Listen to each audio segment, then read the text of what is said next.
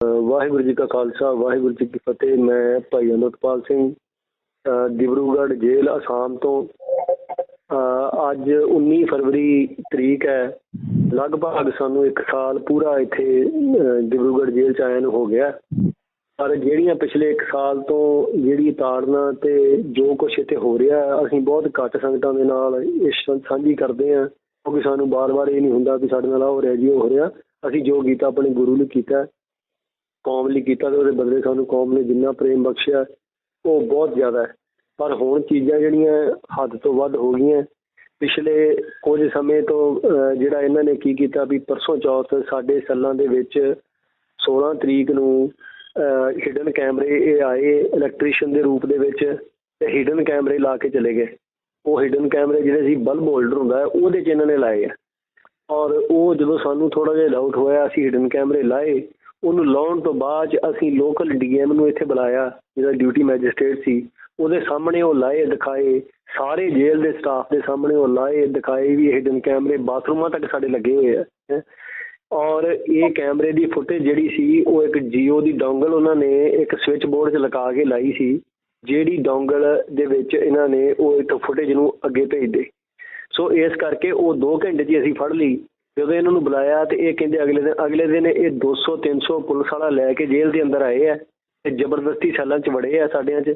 ਉੱਥੋਂ ਇਹਨਾਂ ਨੇ ਸਾਰਾ ਸਮਾਨ ਚੁੱਕ ਲਿਆ, ਇੱਥੋਂ ਤੱਕ ਵੀ TV ਚੁੱਕ ਲਏ, ਰਿਮੋਟ ਚੁੱਕ ਲਏ, ਮਸ਼ੀਨਾਂ ਚੱਕ ਲਈਆਂ ਕੰਨਾਂ ਦੀਆਂ, ਜਾਂ ਜਿਹੜੀਆਂ ਕੋਈ ਐਸੈਂਸ਼ੀਅਲ ਸਮਾਨ ਸੀ ਉਹ ਸਾਰਾ ਕੁਝ ਚੁੱਕ ਕੇ ਲੈ ਗਏ। ਤੇ ਉਹ ਚੁੱਕ ਕੇ ਬਾਅਦ 'ਚ ਇਹਨਾਂ ਨੇ ਜਿਹੜੀ ਰਿਪੋਰਟ ਬਾਹਰ ਦਿੱਤੀ ਹੈ, ਸਭ ਕੁਝ ਨਾ ਲੱਭਣ ਦੇ ਬਾਵਜੂਦ ਇਹਨਾਂ ਨੇ 2 ਸੈੱਲਫੋਨ ਆਪਣੇ ਕੋਲੋਂ ਹੀ ਉੱਥੇ ਪਲਾਨ ਕਰਕੇ ਸਾਡੇ ਸਾਹਮਣੇ ਹੀ ਰੱਖ ਦਿੱਤੇ। ਨਹੀਂ ਜੀ ਇਹ ਤੁਹਾਡੇ ਨੇ, ਇੱਕ ਸਮਾਰਟਫੋਨ ਤੇ ਇੱਕ ਦੂਸਰਾ ਫੋਨ ਹੈ, ਇੱਕ ਬਹੁਤ ਘੜੀ ਹੈ ਮਾਮੂਲੀ ਜੀ 10-20 ਰੁਪਏ ਦੀ, 50 ਰੁਪਏ ਦੀ ਬੱਚਿਆਂ ਵਾਲੀ, ਉਹਨੂੰ ਇਹਨਾਂ ਨੇ ਸਮਾਰਟ ਵਾਚ ਦਾ ਨਾਂ ਦੇ ਦਿੱਤਾ। ਸੋ ਇੱਦਾਂ ਦੀਆਂ ਹਰਕਤਾਂ ਦੇ ਉਤਰੇ ਹੋਏ ਆ। 16 ਤਰੀਕ ਤੋਂ ਹੀ ਅਸੀਂ ਇਹ ਗੱਲ ਕੀਤੀ ਆ ਵੀ ਅਸੀਂ ਅੰਨ ਨਹੀਂ ਛਕਣਾ। ਉਹਦੀ ਸਭ ਤੋਂ ਵੱਡੀ ਵਜ੍ਹਾ ਇਹ ਹੈ ਕਿ ਇਹਨਾਂ ਦਾ ਇਰਾਦਾ ਸਾਨੂੰ ਅੰਨ ਦੇ ਵਿੱਚ ਕੁਛ ਮਿਲਾ ਕੇ ਦੇਣ ਦਾ। ਮਰਨ ਤੋਂ ਅਸੀਂ ਨਹੀਂ ਡਰਦੇ, ਨਾ ਪਹਿਲਾਂ ਡਰਦੇ ਸੀ ਨਾ ਹੁਣ ਡਰਦੇ ਹਾਂ। ਸਾਡੀ ਇੱਕੋ ਇੱਕ ਮੰਗ ਹੈ ਕਿ ਜੇ ਭਗਵੰਤ ਮਾਨ ਨੇ ਜਾਂ ਜਿਹਨੇ ਵੀ ਸਾਡੇ ਨਾਲ ਸਾਨੂੰ ਮਾਰਨਾ ਹੈ ਜਾਂ ਕੁਛ ਕਰਨਾ ਹੈ, ਮਰਦਾਂ ਵਾਲੇ ਕੰਮ ਕਰੋ। ਇਹ ਨਾ ਮਰਦਾਂ ਵਾਲੇ ਕੰਮ ਜਿਹੜੇ ਆ ਬੰਦ ਕਰ ਦਿਓ। ਇੱਦਾਂ ਕਰੋ ਵੀ ਪੰਜਾਬ ਸਾਨੂੰ ਲਿਆਓ, ਜਿਹੜੇ ਚੌਂਕ 'ਚ ਖੜ ਕੇ ਫਾਇਰ ਲਗਾਉਣ ਟੰਗ ਦਿਓ, ਜਿੱਥੇ ਖੜ ਕੇ ਫਾਂਸੀ ਦੇਣੀ ਦੇ ਦਿਓ, ਜਿੱਥੇ ਗੋਲੀ ਮਾਰਨੀ ਮਾਰ ਦਿਓ। ਅਸੀਂ ਪਰਵਾਹ ਨਹੀਂ ਕਰਦੇ। ਹੁੰਦਾ ਆਇਆ ਸਾਡੇ ਨਾਲ, ਸਾਡੀ ਕੌਮ ਨਾਲ ਇਹ ਹੁੰਦਾ ਆਇਆ, ਪਰ ਹੁਣ ਇਹ ਗੱਲ ਸਿਰੋਂ ਪਾਣੀ ਲੰਘ ਗਿਆ। ਅਸੀਂ ਇਹ ਪੰਜਾਬ ਦੇ ਹਰ ਨਿਵਾਸੀ ਨੂੰ, ਸੰਗਤ ਨੂੰ, ਨੌਜਵਾਨਾਂ ਨੂੰ ਇਹ ਦੱਸ ਦੇਣਾ ਚਾਹੁੰਦੇ ਹਾਂ ਵੀ ਪਿਛਲੇ 4 ਦਿਨਾਂ ਤੋਂ ਜਿਹੜੇ ਸਿੰਘ ਨੇ ਸਾਰੇ ਹੀ ਉਹਨਾਂ ਨੇ ਅੰਨ ਜਲ ਤਿਆਗਿਆ, ਤੇ ਕੁਝ ਸਿੰਘਾਂ ਦੀ ਜਿਹੜੀ ਹਾਲਤ ਹੈ ਉਹ ਕਾਫੀ ਗੰਭੀਰ ਹੈ ਇਸ ਵੇਲੇ, ਜਿਹਨਾਂ 'ਚੋਂ ਬਸੰਤ ਸਿੰਘ, ਚਾਚਾ ਹਰਜੀਤ ਸਿੰਘ ਤੇ ਹੋਰ ਵੀ 1-2 ਸਿੰਘ ਨੇ ਜਿਹੜੇ ਕਾਫੀ ਗੰਭੀਰ ਹਾਲਤ ਦੇ ਵਿੱਚ ਜਾ ਰਹੇ ਨੇ। ਕਿਸੇ ਵੀ ਬੰਦੇ ਦੀ ਮੌਤ ਹੁੰਦੀ, ਸ਼ਹੀਦੀ ਪ੍ਰਾਪਤ ਕੋਈ ਬੰਦਾ ਕਰ ਜਾਂਦਾ ਹੈ ਇਹ ਸਾਰੇ ਸੰਘਰਸ਼ ਦੇ ਵਿੱਚ, ਤੇ ਅਸੀਂ ਇਹ ਚਾਹੁੰਦੇ ਹਾਂ ਵੀ ਉਹਦੀ ਜਿਹੜੀ ਦੇਹ ਆ ਉਹ ਪੰਜਾਬ ਜਾਵੇ ਤੇ ਉੱਥੇ ਦਾ ਸੰਸਕਾਰ ਹੋਵੇ। ਸੋ ਸਾਨੂੰ ਇਹ ਮਰਨ ਤੋਂ ਡਰ ਨਹੀਂ।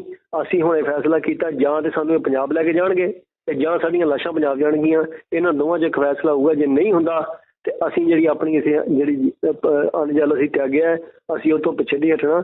ਸੋ ਇਹੋ ਹੀ ਮੈਂ ਸੰਗਤਾਂ ਨੂੰ ਅਪੀਲ ਕਰਨੀ ਚਾਹੁੰਦਾ ਕਿ ਇੱਥੇ ਇਹ ਸਰਕਾਰ ਨੂੰ ਸਵਾਲ ਕਰੋ, ਇਹ DC ਅੰਮ੍ਰਿਤਸਰ ਨੂੰ ਸਵਾਲ ਕਰੋ ਵੀ ਤੁਸੀਂ ਭਾਈ ਇਹ ਕਿਉਂ ਕਰ ਰਹੇ ਜੋ, ਇਹਦੀ ਵਜ੍ਹਾ ਕੀ ਹੈ। ਇੱਕ ਪਾਸੇ ਕਹਿੰਦੇ ਵੀ ਸਾਨੂੰ ਕੁਝ ਮਿਲਿਆ ਨਹੀਂ, ਰਿਕਵਰ ਨਹੀਂ ਹੋਇਆ, ਦੂਜੇ ਪਾਸੇ ਝੂਠੀਆਂ ਬੇਬੁਨਿਆਦ ਗਰਾਊਂਡਾਂ ਸਾਡੀਆਂ ਹਰ 3 ਮਹੀਨਿਆਂ ਬਾਅਦ ਇਹ ਵਧਾਉਂਦੇ ਨੇ, ਕਦੀ ਕਿਸੇ ਫੇਸਬੁੱਕ ਦੀ ਪੋਸਟ ਤੇ, ਕਦੀ ਕਿਸੇ ਤੇ। ਸੋ ਇਹ ਕੀ ਕਰਨਾ ਚਾਹੁੰਦੇ ਨੇ। ਤਾਂ ਇਸ ਕਰਕੇ ਅਸੀਂ ਇਹ ਜਿਹੜਾ ਵਾ ਨਾ ਮਹਾਰਾਜ ਦੇ ਹੱਥ ਸਾਰਾ ਕੁਝ ਹੈ। ਅਸੀਂ ਸਤਿਗੁਰੂ ਅੱਗੇ ਅਰਦਾਸ ਬੇਨਤੀ ਕਰਨੀ, ਕਿਸੇ ਅੱਗੇ ਤਰਲਾ ਮਿੰਨਤ ਨਹੀਂ ਕਰਨੀ। ਤੇ ਅਸੀਂ ਇਹਨਾਂ ਨੂੰ ਲੀਡਰਾਂ ਨੂੰ ਵੀ ਕਹਿਣਾ ਚਾਹੁੰਦੇ ਮੌਜੂਦਾ ਵੀ ਪਾਵਰ ਸਦਾ ਰਹਿੰਦੀ ਨਹੀਂ ਗੀ, ਤੁਹਾਡਾ ਵੀ ਇਹੋ ਅਸਰ ਹੋਊਗਾ ਜਦੋਂ ਤੁਸੀਂ ਸੱਤਾ ਤੋਂ ਬਾਹਰ ਜਾਓਗੇ। ਸੋ ਮੇਰੀ ਸਿੱਖ ਸੰਗਤ ਨੂੰ ਅਪੀਲ ਹੈ, ਇਹ ਉੱਠਣ ਦਾ ਸਮਾਂ ਉੱਠਣਾ ਚਾਹੀਦਾ ਹੈ। ਇਸ ਮੌਕੇ ਦੇ ਉੱਤੇ ਇਹ ਨੌਜਵਾਨ ਜਿਹੜੇ ਅਸੀਂ 10 ਇੱਥੇ ਹਾਂ, ਇਹ ਅਸੀਂ ਸੰਘਰਸ਼ ਕਰਾਂਗੇ ਤੇ ਆਖਰੀ ਦਮ ਤੱਕ ਸੰਘਰਸ਼ ਕਰਾਂਗੇ। ਇੰਨੀਆਂ ਕੁ ਬੇਨਤੀਆਂ ਜੀ। ਵਾਹਿਗੁਰੂ ਜੀ ਕਾ